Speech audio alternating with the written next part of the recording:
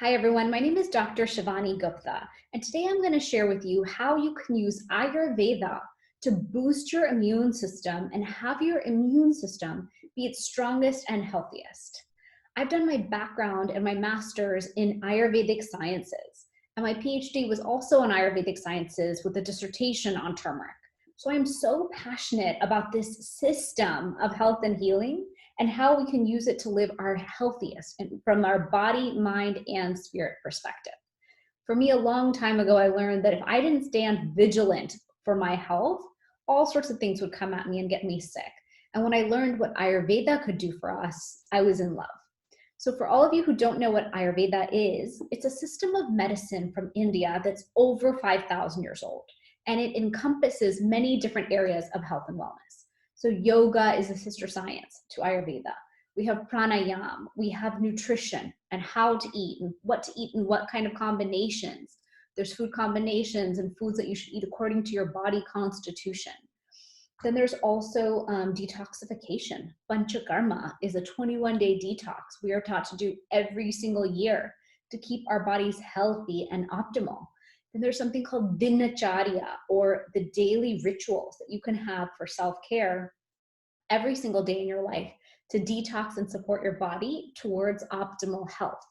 Then there's so many other areas, movement and all the different ways, energy healing. There's many arenas and areas that Ayurveda covers. And what I like to cover and talk about is all the different ways it can give us that daily support. I want to live my healthiest, longest, high quality life that I can in this body that I was given. And so I'm here to share that with you. Today's topic is immunity, because I know it's so important to all of us to keep our immune systems healthy. Sometimes we're going through a viral cold and flu season. Sometimes we just want to stay our healthiest because we're going to be traveling or whatever it may be for you. So let's talk about the immune system for a minute and the different ways that Ayurveda can show us to support it. So today I'm going to approach this from 5 different ways: gut health, nutrition, movement, getting outside for vitamin D, sunlight, and our circadian rhythm, and then sleep. Those are going to be my 5 topics, but I'll approach them with Ayurvedic background and Ayurvedic science tips for all that. So number 1, let's talk about gut health. Many of you probably know that 80% of the gut, 80% of your immune system is in the gut. So our gut digestive system is there absorbing all the food that we eat, but it also takes in all the toxins, the pesticides, all the other stuff, good or bad, that we put into our bodies or absorb into our bodies. And that same digestive tract has villi. If the digestive tract gets congested, that also moves over to the lymphatic system and congests the lymphatic system. So your lymphatic system is the circulatory system that's helping move things through your body. It's helping you detox things that come into the body. So if that system gets clogged up, if there's a traffic jam in there, then all of a sudden you've got to back up. And the body is trying to deal with fighting with that. The immune system's trying to fight what's going on and deal with that issue, as opposed to being aware of new things and new viruses or colds that could be coming at you. So it's very important to be aware of the fact that the lymphatic system is tied to your gut. And so whatever you're choosing to eat or drink, or the way in which you're choosing to eat or drink, could affect it. So let's talk about that for a moment. In Ayurveda, we call your digestion Agni. Agni, the word, means fire. So we call this the digestive fire. And there are so many different practices within Ayurveda purely focused on having the digestive fire be its strongest, be optimal, rekindling it. I could do a whole video on that, and I might do a class just on gut health because it's a big deal. For the practical purposes of immunity, what I'm going to say is do what keeps your digestive system happy. You probably know what that means. You know when you eat foods that are inflammatory and irritating to the gut, and all of a sudden your whole system's clogged. Maybe the next morning you try to go to the bathroom, it's not as high quality as it normally is. You know when you eat things or have experiences that make you constipated, like just pay attention to that, because those are signals from your own gut that it's not happy with what's coming down the pipes, and it's showing you that on the other direction. And so Agni digestion is a big part of that. Now, let's talk about nutrition for a moment. My number two pillar for immune system. Nutrition is so important. We hear that all the time. We're told, hey, eat fresh foods, eat more plant-based. Some people say go vegan. Some people teach keto. There's so many different plans out there for how to eat. What I like to do is not approach anything from that direction, but instead teach you the guidelines that Ayurveda taught us so that we can absorb whatever nutrition we're putting in and eat from a nutrition standpoint that will support us. And of course, gut health and nutrition are tied in, so you'll see how these two tie in. So from a nutrition standpoint, could you eat a diet that was less inflammatory? Think about it this way. So just like I shared, that you have the gut health system surrounded by this lymphatic system and intertwined with it really, and you're clogging it all up if your digestion is off. In the same way, if you have inflammation going on in the body, let's say you've got knee pain or like tooth pain, or really it's gum pain that I hear about a lot, or you've got headaches, or you're getting all these different signals from your body. Maybe your skin is breaking out. Maybe you're feeling really sluggish and low energy. There's a lot of signs out there for chronic, low-grade, persistent inflammation. Those signs are all your body saying, hello, hello, I'm over here. There's something wrong here and here and here and here. And are you hearing me? It says it like a whisper. It says it like a couple of different symptoms at first.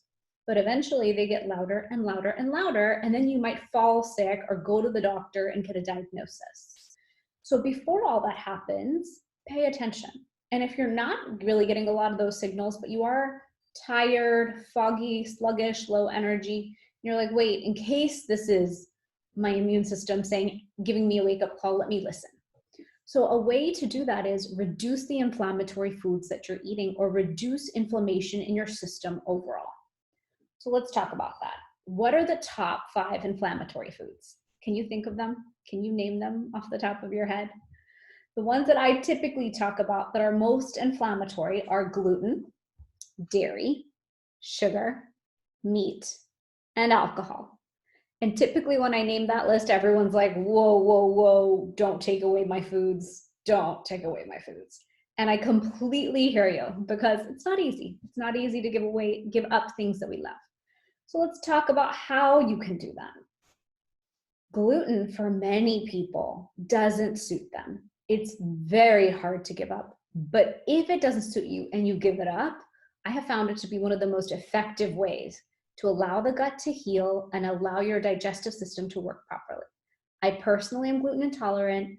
I know many people who I've asked them to just give up gluten for a week, 2 weeks, or 3 weeks, and your own body will tell you if it's really a problem for your system. So try it. Do a 14-day gluten-free. You can even use all those gluten-free substitutes out there. There's gluten-free bread, gluten-free tortillas, gluten-free everything. Or you can find replacements and use rice and other things and almond flour. But that's one way. Now sugar. I know sugar is hard for many to give up, but giving up those sodas, lemonades, juices, sugary drinks, sugar in your coffee, sugary desserts, sugary treats. Sugar's hidden in a lot of things. It's not easy to give up sugar completely, but if you can dramatically reduce the amount of sugar you're eating, you're going to dramatically reduce the inflammation in your system as well. Then let's talk about dairy. Dairy, it's controversial. People are like up in arms about giving up their dairy, but a lot of people have now understood the science that dairy can be inflammatory to the system, and maybe it's not so great for many of us. So dairy is one of those things as well. You can give it up, and then you'll see when you bring it back, if you feel, a little irritated or sluggish in the gut, maybe it's not the right food for you. Then meat. A lot of people who I have guided about the anti-inflammatory diet will reduce the meat they eat or reduce the number of days they eat red meat. I am not saying meat is bad. I'm saying meat is inflammatory for some people. So could you make a choice that shifts that for you and then see within your own body? One way to know is if you have chronic joint pain. If you have joint pain and all of a sudden it's disappearing because you're taking certain foods out, that's a message to you that it was inflammation from the food that was exacerbating the issue that you're dealing with. And then the last one is alcohol. Can you reduce your consumption of alcohol? Can you make it so that if you do consume alcohol, you're not having sugar and those things with it? Can you reduce the amount of it that you have overall? So from a nutrition standpoint, my main point is, can we talk about those inflammatory foods? Can you reduce them somewhat and really support the system? Because now all of a sudden, let's say you cool down all that inflammation that was lingering and clogging up the system. And let's say the lymphatic system can now circulate and move properly again. All of a sudden, everything's flowing. All of a sudden, the body is detoxing itself at night. The body is detoxing itself all throughout the day. It's doing what it needs to do. And now if some little foreign thing comes along, your body's like, chomp, throw it out. That thing doesn't belong in me. As opposed to something coming in and like taking root, and your body's like, I don't know what that is, but I'm too busy fighting these 18 fires that were already part of my life and that I'm dealing with. And then all of a sudden you just topple over and fall sick, right? So we're trying to prevent that type of situation from happening. Instead, let's have a clear, awesome running engine here that like works well and does what we need it to do. All right, let's move on to my pillar number 3, movement. So moving and exercising we know is important for our health overall, right? And within Ayurveda, we always taught that yoga is a great way to do it. We also taught that walking outdoors is also a great way to build up the body and keep it strong and healthy. It's interesting because when I used to travel to India to big Ayurvedic detox centers, they would say, you know what, you people in America think you need to lift weight and get such big muscles, and you don't need to do it. I find that I like to have strength. I like to have muscle strength. We know that building muscle and lifting weight, I should say lifting weight, gives us better bone density and bone health. I just think it's important to move whatever way you're willing to move. And can you push yourself a little bit to be more active? Because that will support the immune system. Typically cold and flu season happens winter time. Why? Because all of a sudden we're hibernating, we're hunkering down, we're staying indoors. There's less sunlight and less vitamin D coming towards us. We're just like less moving because it's too cold outside to go outside. And that stuckness in Ayurveda is a concept called kapha. Kapha is one of the 3 doshas. I'll be doing videos explaining to you the 3 mind, body, constitution types that exist. They are pitta, kapha, and vata. And so a kapha person is usually like slow moving and grounded and a little bit more stuck in where they are. And so that will cause, if you imagine that like traffic jam or like phlegm and heavy feeling that I was talking about earlier. So instead, can you work to break through that? Could you walk for 30 minutes a day? Could you yoga for 30 minutes a day? Work out, Zumba, do some dancing and get all the different systems and body parts moving. Whatever that is for you, Pilates even, try it. Try to get out there and move the body. That's gonna get your circulatory system moving. It also helps increase the digestion because you're moving the body, you're getting things moving through the system. Blood pumping, it's just so important. I think we tend to get very sedentary, and that sedentary lifestyle is just not supported for a healthy lifestyle overall. Number 4, my 4th pillar is to get outside and acclimate yourself and align yourself to the circadian rhythm that is happening all around you in nature. So it's so important. This concept of living according to circadian rhythm came from Ayurveda. And just a few years ago, a few Nobel Peace Prize winners proved that circadian medicine is relevant to our health. And we were like, yes, thank you for proving to the West what we already were saying was so true. So circadian rhythm means following the 24-hour clock of nature. It already exists. It's already happening outside, right? So outside right now, the sun rises, the sun sets, there's a high sun point, there's like a middle of the night point. I have a whole chart that shows this, but if you follow it, if you actually follow it instead of fighting it, you can really support your health. So melatonin is actually the regulator of this clock. It's not just what helps put you to sleep, it's almost like the janitor of it all that's helping you regulate the sleep cycle.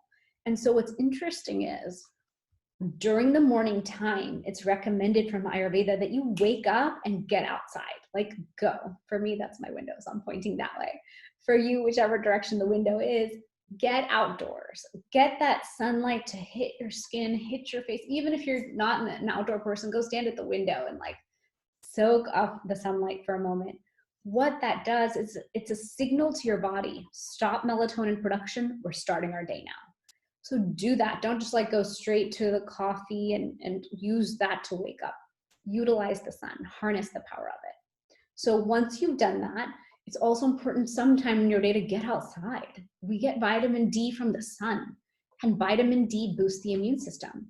Over 80% of people in the US are vitamin D deficient. That's a big deal. Vitamin D is not just for the immune system, it helps with a lot of other things that we need to work in the body. With vitamin D, you do have to pay attention that it is important to get yourself tested and know your vitamin D levels. You could take too much and then that's bad for you. But many people are vitamin D deficient. So generally it's recommended to take about 4,000 to 5,000 IUs of vitamin D a day. But again, get tested and know that you're not one of the people who's going to be overdoing it. So get outside, get that sunlight, sync yourself with nature. So I talked about circadian rhythm in the day, but it's also important to get out in nature so you become one with nature. It's a great time to practice your breathing exercises. Pranayama just means breathing exercises. So whether you do in for 4, hold for 4, out for 4, whether you do Nadi Shuddhi breath, which is where you inhale from one, hold, exhale from the other, inhale from that one, hold, exhale from that one, is so good for brain health, so good for the nervous system. We know that we have a parasympathetic and sympathetic nervous system. So either we're in rest and digest mode or we're in fight or flight mode. So stress takes a big toll on the body because any stress in our lives, whether it's like reading a bad email or talking to someone on the phone who's negative or reading something negative on social media, anything that ignites stress in the body and a stress response is going to put us in fight or flight mode. So what's a great way to undo that? Just get outside for a few minutes, breathe, be with the trees, be with nature, look at the trees, kind of just sync up and recalibrate with nature. Nature's there to support us and help us stay calm and stay healthy and stay in rhythm.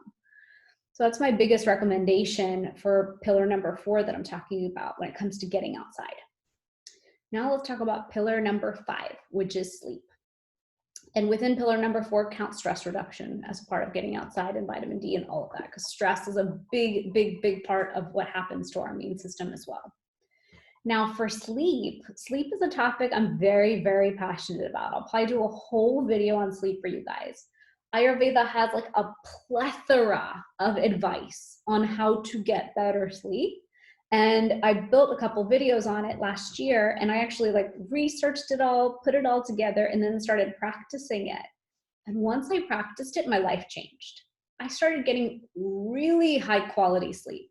So instead of waking up every day like tired and, oh my God, I have to get these kids ready for school again, it's just another day, like that feeling, I now wake up ready to rumble. I'm like, let's go, people. You get to school, I'm getting to the gym. This is my plan today. Just a whole different outlook and mindset and mood and energy level towards the day. And that all comes from sleep. So what I'll say about sleep related to the immune system is, we know from Ayurveda that 10 to 2 is the optimal time to be asleep. Many of us don't want to be asleep by 10. We don't think we can be asleep by 10. I am telling you, it is key. It is key for digestion. Let me explain why. 10 to 2 on the Ayurveda clock is the time for Pitta. It's one of the doshas. It's the time where Agni, or the digestive fire, is the highest.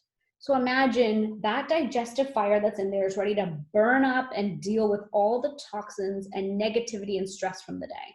If you sleep from 10 to 2, you have the greatest opportunity for what I call the garbage trucks to come out. So the garbage trucks come out and take all the garbage from our minds, whatever got filled in there from the day, garbage from our emotions and our heart, whatever got like stuck in there for the day, garbage from our gut, all that toxin and poison and pesticides and whatever else was on our food or what we were thinking about while we were eating food, or if we were mindlessly eating, all that stuff gets accumulated.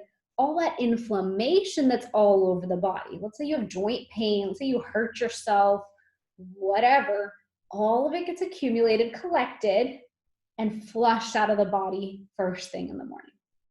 Now, if you didn't sleep during that time, what do you think happens? The lymphatic system is getting clogged up, it's getting polluted because it didn't get to flush its toxins. And in pretty recent science, they finally proved that there's something called the lymphatic system up here, where the lymphatics all take the brain stuff, the brain toxins that accumulate, and flush them out through the cerebral spinal column in the nighttime. So imagine there's so much stuff that's accumulating and not getting flushed if you don't sleep 6 to 8 hours a night. That's what's recommended to allow a complete flush of all of that out of our bodies. Science has shown it. There's studies that show it. I'm not just saying that. So I want you to know that that's so important, is sleeping the 6 to 8 hours, giving yourself that gift. That is a gift to your immune system. Could you prioritize that over reading more social media or watching more TV, or I don't know what else you have going on, maybe work, maybe sleeping more will allow you to be more focused, so you'll finish your work faster, so you're not having to work late into the night to try to finish all the work. There's all sorts of things we do and rationales we come up with for sacrificing sleep, but I find if we could just make ourselves sleep enough, then all of a sudden everything else from a quality of life standpoint can shift for us. So just think about sleep as such an important support to your system. And then of course, I'll just say it one more time because I only covered it in going outside, but stress management. So stress management's a big deal. We'll call it the bonus after the 5 pillars. Stresses are going to come our way. We are living in a modern day life. We're living in this modern day culture that we have. But with the stress that we have, what are some tools we can use to help us mitigate it? Because it's going to be there. So what are the tools? In a future video, I will share with you self-care tips. I have one called Tea Time is Me Time, where I sit and have a cup of tea a few times a day, and I pause and really recalibrate. I say, how am I feeling? Is anything hurting or aching? Do I need to walk around and stretch? Like, what do I need to do right now to feel better?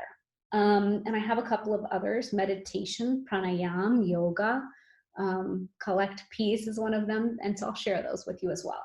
But think about your tools that help you reduce stress in your body and how you can use them when you're trying to support your immune system a little bit more.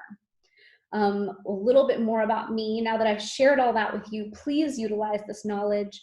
I hope it supports you. I hope it helps you have the strongest and the best immune system possible. I am always available for Q&A to answer any questions you might have. My name again is Dr. Shivani Gupta. And another thing that I do that I wanted to share with you is I am the founder of a supplement company called Fusionary Formulas. The bottles are right there. And we have some supplements that can support you if you're looking to support your immune system. I have something called Turmeric Gold, something called Immune Booster, a formula called Deep Sleep. I have a supplement called Stress Relief plus Ashwagandha. So if you're interested in learning more about that, let me know.